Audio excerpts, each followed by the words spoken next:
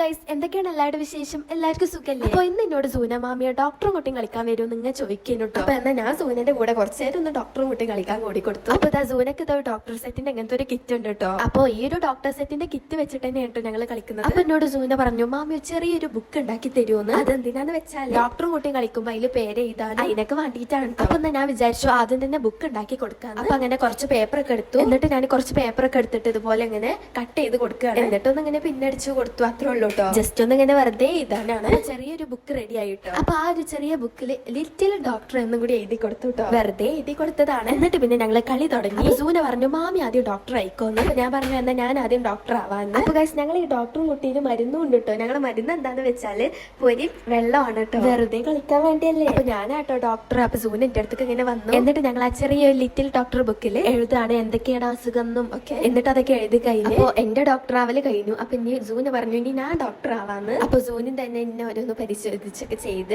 എന്നിട്ട് ഓളും ആ ചെറിയൊരു ബുക്കിൽ എഴുതിയൊക്കെ ചെയ്തു കേട്ടോ. അപ്പൊ ഗൈസ്, ഇത്ര ഉള്ളൂ ഇന്നത്തെ ഡോക്ടറും കുട്ടിയും കളിക്കുന്ന വീഡിയോ. അപ്പൊ എല്ലാവരും ഇന്നത്തെ വീഡിയോ ഇഷ്ടപ്പെട്ടാല് ലൈക്ക് ചെയ്യുക, ഷെയർ ചെയ്യുക, സബ്സ്ക്രൈബ് ചെയ്യുക. അപ്പൊ ഗൈസ്, നമുക്ക് അടുത്തൊരു വീഡിയോ ആയിട്ട് വീണ്ടും കാണാം. Bye guys.